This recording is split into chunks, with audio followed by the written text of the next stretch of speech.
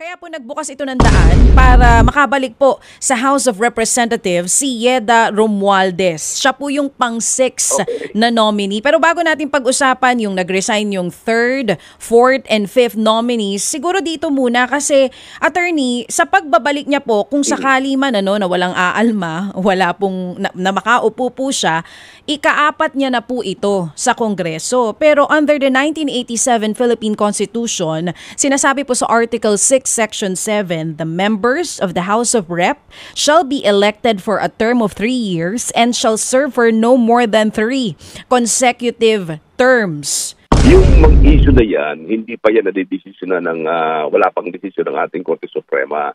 Ang tanging nakakaalam na magdesisyon yan ay ang ating Commission on Election. Magandang araw po sa inyong lahat. Reaction Update PH nagbabalik.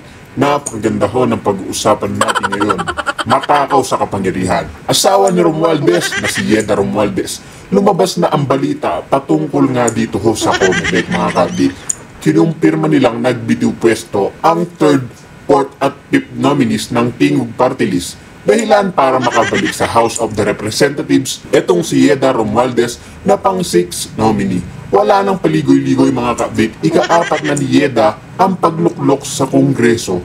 Pero ang ating batas, under 1987 Philippines Constitution, bawat miyembro ng House of the Representatives mayroon lamang minimum na 3 taong paglilingkod at 3 taong termino ang pupwede. Hindi na sosobra doon, kaya ang malaking katanungan, mga ka-update, bakit pinapabayaan pa rin panuklukin ng asawa ni Romualdez sa House kahit pang-4 na termino niya ito?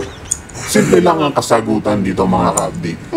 Hawak ho nila ang Comelec. Bayad nila itong si George Garcia at higit sa lahat, sinasampal nila ng malaking pera itong, alam niyo na kung sino yan, mga ka-update, para ipagpatuloy nila ang kanilang kapangyarihan sa House of the Representatives. Kaya maraming Pilipino ang nagsasabi dito kay Romualdez na nasa inyo ang tondo, na kay Romualdez ang pondo. O ano sa tingin nyo, mga ka-update? Hindi lang katakawan sa kapangyarihan, kundi pati na rin sa kaban ng bayan. Mantakin ho ninyo, mga ka-update, pang-4 na termino na yan. Dapat kikilos ang Comelec at hindi papayag sa ganyang panunungkulan. Pero no comments nga dyan si George Garcia pagdating sa amo niyang si Romualdez. Pero yung mga nanalo sa eleksyon, mga kapatid, dinedisqualify ho nila para makaluklok ang mga hindi binoto ng mga Pilipino. Ganyan ho kagahaman sa kapangyarihan ang mga taong nakaluklok dyan sa palasyo.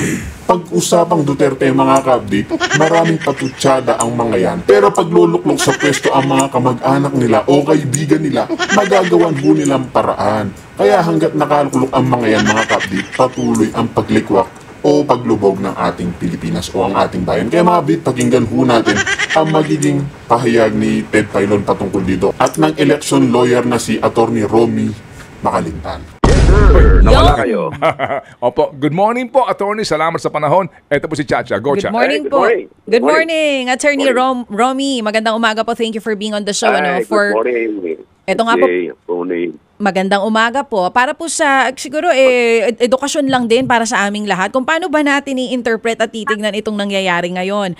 So, eto nga pong nakaraang weekend, lumabas yung balita tungkol po sa sinasabi ng Commission on Elections. Kinumpirma nila ito pong pagbibitiw ng 3rd, 4th at 5th nominees ng Tingog Sinirangan o Tingog Party List. Kaya po nagbukas ito ng daan para makabalik po sa House of Representatives si Yeda Romualdez. Siya po yung pang-6 na nominee. Pero bago natin pag-usapan yung nag-resign yung 3rd, 4th, and 5th nominees, siguro dito muna kasi, attorney, sa pagbabalik niya po, kung sakali man na walang aalma, wala pong na makaupo po siya, ika-4 niya na po ito sa Kongreso. Pero under the 1987 Philippine Constitution, sinasabi po sa Article 6, Section 7, the members of the House of Rep shall be elected for a term of 3 years and shall serve for no more than 3 consecutive terms.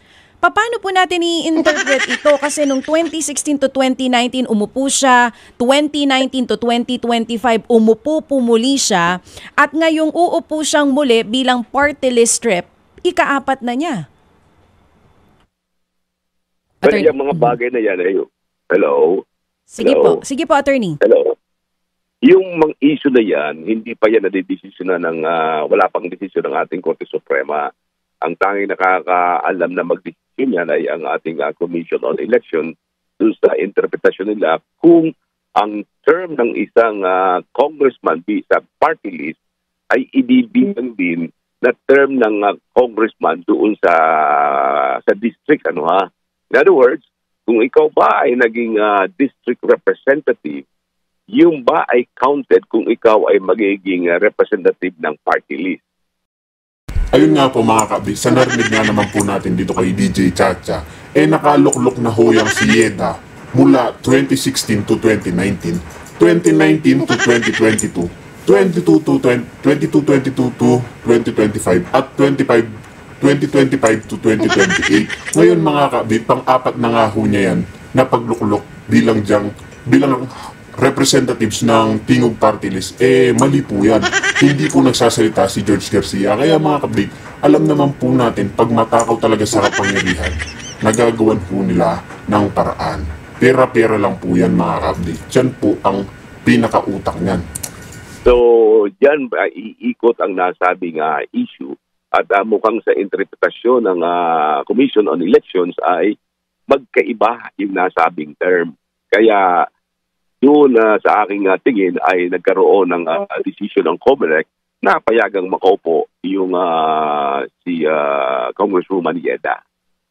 So, doon mismo sa batas na meron tayo, since hindi naka-indicate kung ito ba ay para sa party list or ito ba ay para po sa yung pag-upo ay district representative, pwede po talaga na makaupo siya kahit pang-apat na term niya na ito?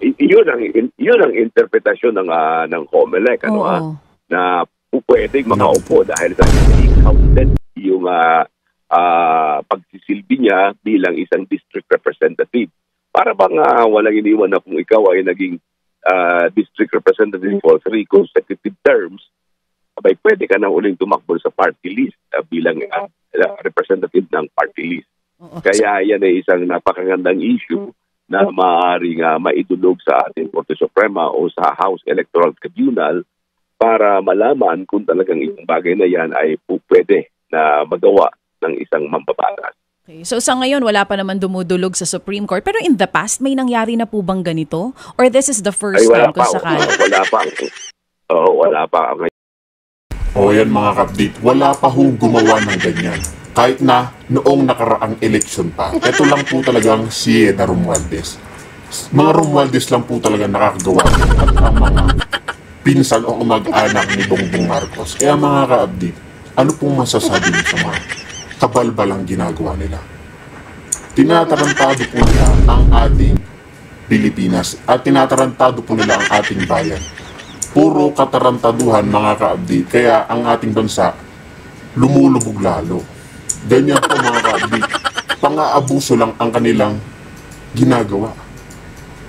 Puro pang-aabuso mga ka-update. Yun lamang yan. Kasi kung nangyari na, at least magkakaroon ng enough cases o mga dahilan na may lalabas ang COMELEC kung bakit inayagan ang bagay na ito. Okay, so dahil first time po ito, kung sakali mang mapayagan po na makaupo nga po itong si Yeda, hindi po ba ito naman ay magiging parang loophole para po dun sa mga tatakbo in the future na magpalipat-lipat na lang from district representative to party list representative para makaupo? Well, yan talaga ang mangyayari dyan. At para magkakaroon nga tayo, we are making a mockery of our electoral processes na napakadaling i-circumvent ang provision ng ating mga batas. Kaya dapat ay magkaroon ng isang definitive ruling ang bagay na ito at siguro kung makarating ito sa ating Korte Suprema ay magandang malaman natin kung ano talaga ang magiging batayan kung may mga ganitong uri ng mga circumstances na mangyayari sa ating political system. Sabi niyo po, Attorney Romy Mac, maganda na makarating po ito sa Korte Suprema. Meron po bang deadline kung hanggang kailan dapat kung sakali may mga gusto po na questionin ito? Well, sa ganyan pagkakataon, wala na mga specific deadline sapagkat it pertains qualification ng isang kandidato.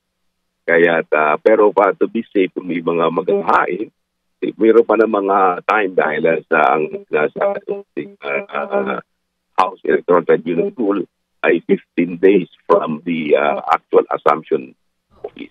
So, ibig sabihin... Nagpuputol-putol tayo ng signal natin, Attorney Romy Mac. Pakiayos lang muna. Importante yung sagot niya. Opo, doon sa binabanggit mo kamo na parang prescriptive period o Yes deadline. po. Sige. Attorney, ano kamon sagot po ninyo, sir? Okay, pakiayos lang please ang ating linya, ha?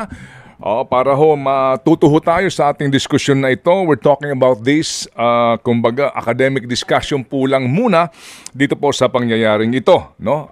Pakiayos lang kung sakasakali, pa-testing muna 1, 2, 3, 4 na okay ang ating linya para tayo magduro-diretso na sa ating pong importanteng talakayan. Very important ito because sabi mo nga, baby girl, ito ay maaaring maging president. Depende yan kung taga saan kang probinsya. Pwede mo sabihin na president, pwede rin president. Oo. Okay? Depende sa inyo kung ano gusto nyo. Okay. Pwede pong maging president yan, o president, kumbaga. Balikan natin si Attorney Romy Mac. Attorney? Yes, Ted. Oo, napuputol Hello. po tayo. Sorry ha, kasi napaka-importante po itong ating Dito discussion. kasi ako sa may lugar ng Makapagal Avenue. Ito talaga medyo masama ang mga signals dito eh. Kasi dito ito yung mga area na may mga casino, no? Oo. Baka baka naapektuhan. Laging dito eh, Yes, laging dito. Actually, every time na may interview ako, every time na madadaan sa mga lugar na ito, no, laging naapektuhan ang signal. Sige po. Okay, so far naman so good. Yung pong pinabanggit na prescriptive period, Chacha. Go ahead, sir. Yeah, yung prescriptive period kasi yan, sa House Electoral Tribunal rule ngayon, hindi na bago yan eh. Dati-rate, 15 days or 10 days from the proclamation. Pero ngayon, binago nila yan na 15 days from actual assumption into office. And parang lumalabas ngayon, parang actual assumption nila ngayon ay hanggang magkaroon ng opening ng Congress sa July 28. Kaya pwede rin pag-aralan kung yan ay pwede pang ma-question from July 28. So yun ang magiging batayan nila kung talagang gusto i-question yan. Yes po. Puntahan po na... Yes po. Oo. So malinaw. Ngayon po, binago nga po, sabi nyo, 15 days upon assume ng office, pwedeng may question pa rin po. Pero kung wala, malaya pong makakaupo si Yeda. Well, kung wala, talagang tuloy-tuloy yun. Tsaka kahit naman ma-question hanggat hindi nagkakaroon ng actual decision, tuloy-tuloy pa rin ang kailang panunungkulan. Unless na merong na yan inihain sa Korte Suprema at nagkaroon ng temporary restraining order ang ating Korte Suprema. Opo. Opo. Attorney, ito ang actual na sitwasyon ngayon. Ano po, no? Pinayagan daw ng COMELEC yung kanyang pag-substitute, no? Opo, mamaya babalikan natin yung issue niyan para hingin din po ang inyong opinion. So, assuming po na siya'y makakaupo sa 20th Congress, sino ang merong personalidad at saan siya muna dapat dumulog para questionin po itong pangyayaring ito? Well, dalawang bagay, pwedeng may dumulog sa ating Korte Suprema para questionin yung decision ng Commission on Elections na the issue of whether or not there was grave abuse of discretion on the part of the COMELEC in allowing her to occupy the position on the issue of violation ng 3-term limit rule, or pwede naman dyan sa House Electoral Tribunal on the question of her qualification. So, dalawang bagay yan, dalawang remedies ang po pwedeng gawin para ma-question ang nasabing pag-upo niya sa nasabing posisyon. Okay, dalawang remedy ang pwede pong gawin ng sino man po, no, na gusto hong questionin itong pangyayaring ito. Yung pong... Dalawang remedy, pero dapat mamimili lang sa dalawang remedy. Otherwise, magkakaroon niya ng forum shopping. Okay, opo. Ang kanin nyo, dalawa po yung kaparaanan para questionin po ang pangyayaring ito. Again, these are all academic discussion. Sa akin yun ang aking opinion doon na po pwedeng dalawa. Na isa lamang pero they cannot be applied simultaneously. Kailangan mamimili lamang sa isa. Okay. Yun ang aking opinion. na appropriate remedies. I don't know kung anong opinion ng ibang mga election law practitioners. Of course. And we respect your opinion po. Kaya nga ho kami agad tumawag sa inyo. Attorney Romy Mac, again, sino po ang merong personalidad para dumulog either sa Supreme Court or dito po sa HR80 on this issue? Well, sa akin palagay, any registered voter ay po pwede siyang maghain ng nasabing reklamo or any taxpayer for that matter. Kasi it involves disbursements of funds, It involves emoluments of payment of salaries of the said congresswoman. Kaya may pwede ang isang taxpayer na kanyang sasabihin na ayaw niya na ang pondo ng gobyerno ay hindi magamit para sa ibang bagay. Okay. Ano po ang nature of petition sa Supreme Court o kaya po naman sa HR80? Well, kung sa Supreme Court, yun ang tinatawag na certiorari o kaya naman para bang himihingi ka ng isang petition para ma-review o maiapila ang desisyon ng Commission on Elections on ground of grave abuse of discretion o pag-abuso sa katungkulan sa pagbibigay ng isang desisyon na hindi naayon sa batas o sa saligang batas. Yun ang magiging argument nila doon. Samantalang sa HR80 naman, ang kanilang magiging petition ay petition for quo warranto na kinu-question naman yung qualification ng nasabing respondent o sino mga congresswoman o congressman na kinu-question ang qualification. Okay. Sa HR80 po, attorney, meron ho bang takdang panahon lang para maghain ng quo warranto petition? Yes, merong taktang panahon yan, lalo sa ganyang uri ng disqualification. Pero kung ang disqualification ay tungkol sa citizenship, wala yung prescription. Kasi ang citizenship is a continuing requirement. So, kung inyo po lamang alam opo, baka lang ho kasi hindi nyo ho natatandaan, but again, ito po lang naman, academic discussion. So, kailan po magsisimula yung takdang panahon at hanggang kailan maaari magsampa ng quo warranto petition sa HR80 ang sinuman pong taxpayer or voter? Well, kung kailan na umupo yung nasabing yung pinadi-disqualify nila, meron silang 15 days from the date of assumption into office. 15 days magsimula ng July 28. Kung yun ang simula ng kanyang panunungkulan. Kasi dalawang bagay yan. It's either June 30, which is noon of June 30 na kung saan yun ang simula ng panunungkulan ng yung mga regular na talaga na puproklama or 15 days from assumption into office, yung actual assumption to office. Okay. Attorney, kung sakasakali po ba sa Supreme Court, meron din bang prescriptive period dito? Pwede bang questionin? Well, meron naman. Okay, go ahead. Ayun naman ay 30 days from the issuance ng resolution ng ating ng Commission on Election. Hindi ba pwedeng dumulog sa kataas-taasang hukuman ang sinuman sa anumang panahon ng panunungkulan ng kongresista dito sa 20th Congress sa usapin po ng quo warranto din? Well, sa quo warranto, may deadline kasi yan na andun sa provision ng House Electoral Tribunal na kung yung tungkol sa mga ganyang qualification, pero lamang silang itinaktang panahon. Hindi po pwede na kahit anong araw ay po pwede sapagkat yun ang itinakta ng nasabing rules. Maliban na lamang doon na nasabi kung ang ground for disqualification ay citizenship. Okay, again, yung quo warranto exclusive yon kumbaga sa HR80, hindi pwedeng gamitin po yung basis na iyon sa Supreme Court.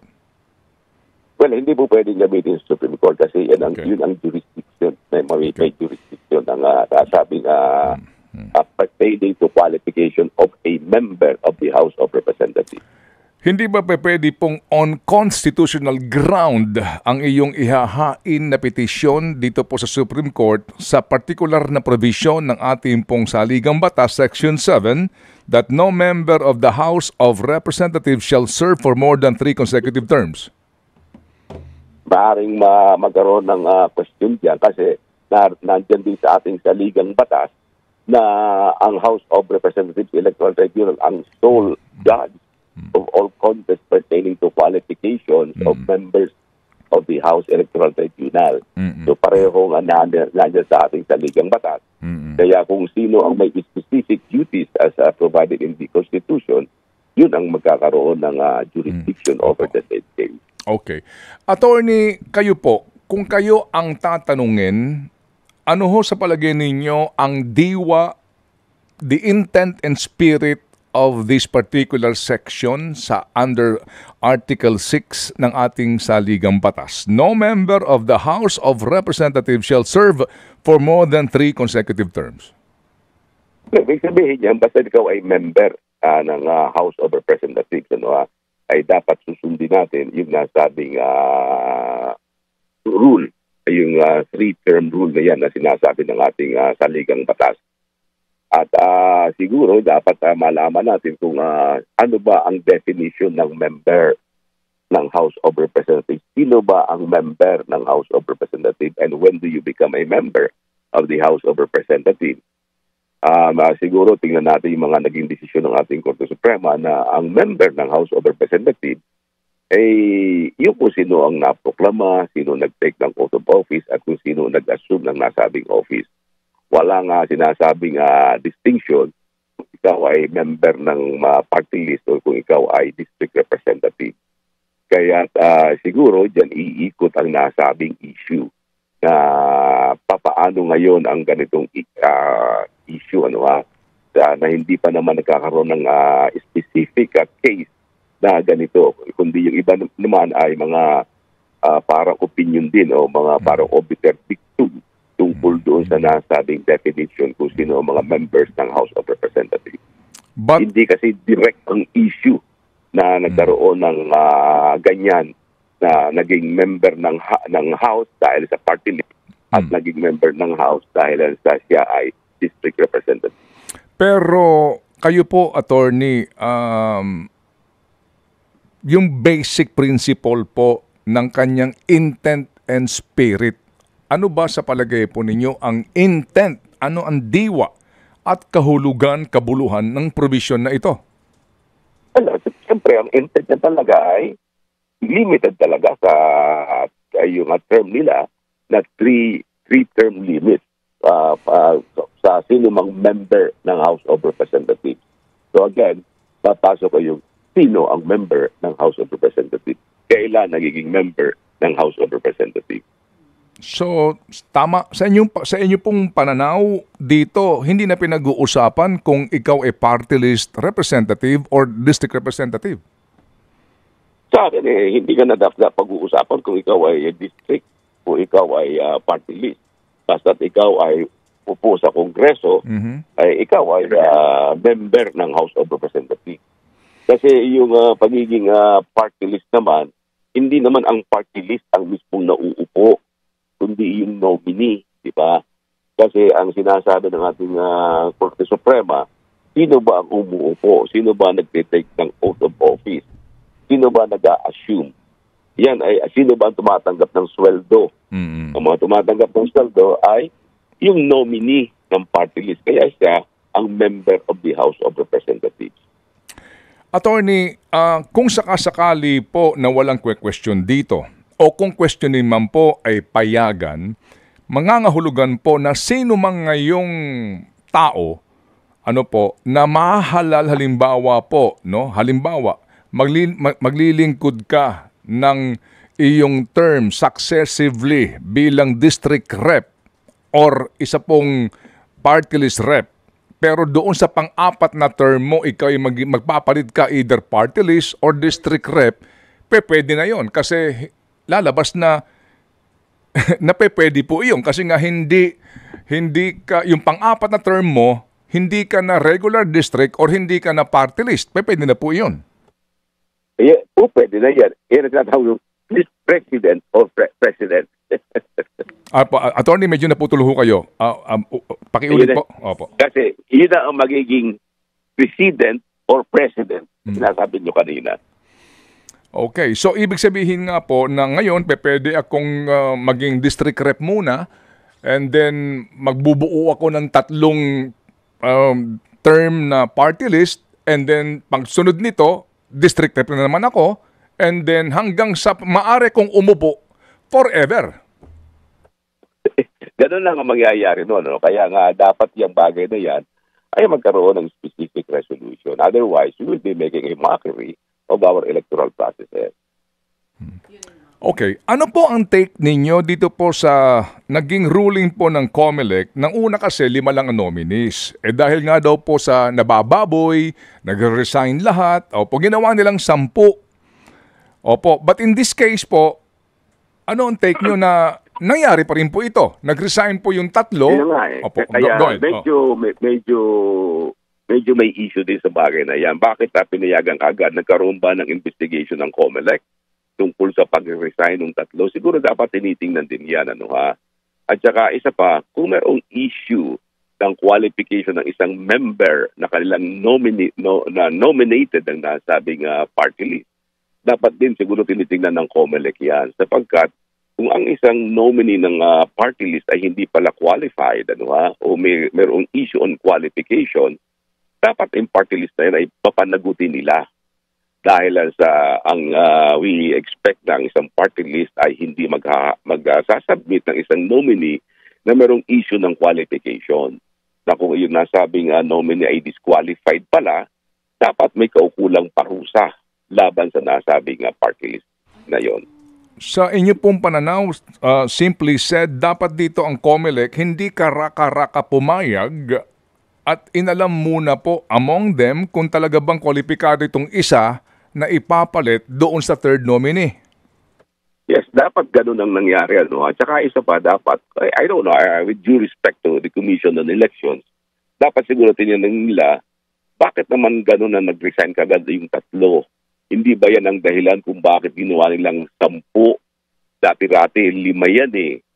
Pero ngayon ay ginawa nilang 10 para nga naman na yung walang maging issue tungkol sa mga resignation na yan. Ano talaga ang nangyari? Bakit biglang nag-resign? Ang nasabing 3? Kaya yung bagay na yun ay isang dapat na talagang tinitingnan yan. Lalong-lalo na ang involved na personalities dito ay hindi naman mga ordinaryong mga nominees lamang. Yes po. Attorney Romy, bakit importante na bantayan po itong issue na ito? Well, para hindi na maulit kung sakaling yan ay hindi dapat na ginawa. At kung dapat talagang matuloy yan, magkaroon tayo ng guidelines in future electoral processes natin na magiging batayan natin o gabay para yung mga bagay na yan ay hindi na maulit. At kung po pwedeng maulit, ay malaman natin na yan naman pala ay naaayon sa ating saligang batas. Anong delikado dito kung sakali man po na tuluyang makaupo po si Ms. Yeda sa Kongreso sa ika-4 na termino? Wala man ako makita ng delikado. Kasi kung talagang makakaupo yan, ang ibig sabihin ay pinapayagan yan at may ganyang uri tayo ng batas na maaaring batayan sa mga susunod na halalan. Pero yung tulad natin sinasabi, hindi na matatapos ang term of office ng isang nais kumandidato bilang isang congressman. At dapat yan ay hindi pinapayagan. Dapat magkaroon ng magandang batayan o dahilan. Sapagkat meron tayong provision din sa ating saligang batas na every person should be given the equal opportunity to serve in the public offices. Ang ibig sabihin, dapat meron tayong pantay-pantay na karapatan na makapaglingkod din sa ating pamahalaan. At ang paglilingkod na yan ay hindi lamang makonsentrate sa isang tao. Oo. So, attorney, ako last na lang, ayaw naman po nating mag-assume, pero sa nangyaring ito, pakiramdam nyo calculated ito? Kumbaga, ito talaga in the first place ang gusto nila mangyari. Well, I don't like to make any speculation. Yan ay personal yan doon sa mga taong involved. Sila ang may dapat na makaalam yan at konsyensya na lamang nila ang nakakaalam. Opo. So, attorney, ang tanong po dito siguro ay sino? Sino ang question? Kasi hindi po ito madali. May gastos dyan, may effort dyan, may kabayanihan pong maaaring ituring dyan. Kasi nga lalapit ka either Supreme Court or sa HR 80. Sino? Well, yun ang tanong, kung sino ang may interest or real party in interest. Yan ang po pwedeng tanongin natin at kung sino sa kanila ang pwedeng maghain ng nasabing kaso. Opo. Sa mga nagdaang panahon po, yung sinong yun, si Attorney Romy Mac, ha? Oo. Sa mga ilang kaso lang naman. Opo. Now, opo. Ngayon po, yun ang tanungan, sino? Yan, sino po? Yan ang ating pong aabangan. Okay.